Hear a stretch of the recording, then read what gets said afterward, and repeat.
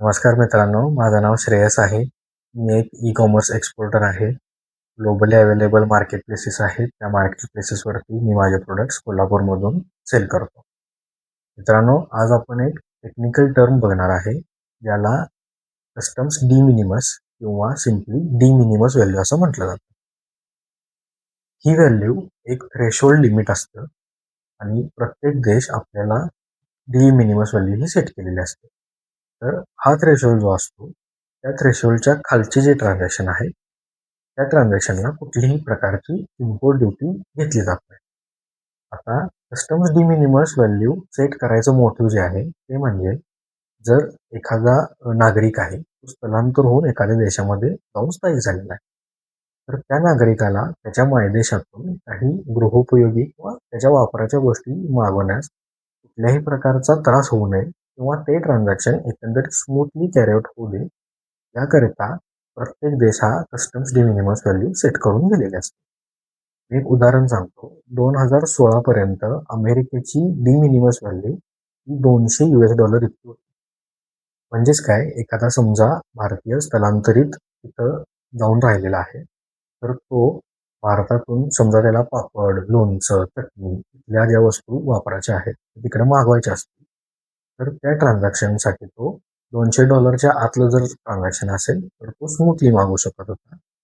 US customs याच्याकडून कुठल्याही extra charges आकारत नव्हता आणि ते ट्रान्झॅक्शन स्मूथली त्याच्या घरापर्यंत ते पॅकेज जात होतं.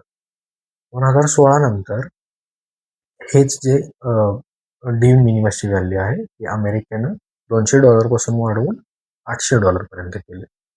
आता as an e commerce exporter आपल्याला ही व्हॅल्यू काय इम्पॉर्टंट आहे, तर $800च्या आतले जे ई कॉमर्सचे एक्सपोर्ट्स आहेत ते बऱ्यापैकी मेजॉरिटी लेवलला आहेत.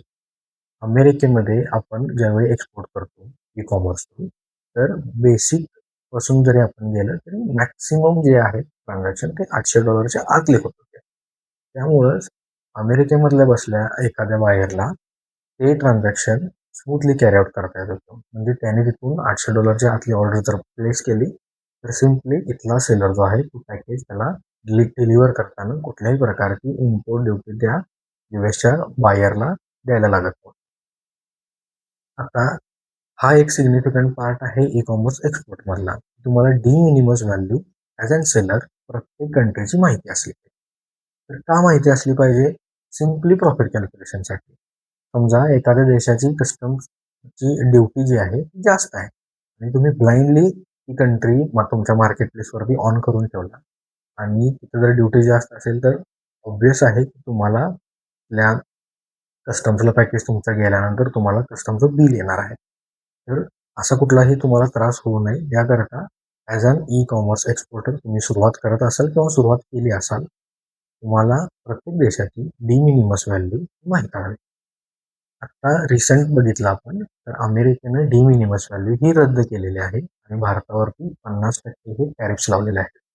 म्हणजेच $800 पर्यंत जे इम्पोर्ट ड्युटी लागत नव्हती युएसला, हे सगळं अमेरिकेने रद्द करून फ्लॅट 50% ड्युटी सगळ्या प्रकारच्या इम्पोर्ट्सवरती जे भारतातून जाणार आहे त्याच्यावरती अमेरिकेने लावलेले आहेत. आजच्या व्हिडिओमध्ये एवढंच. थँक्यू.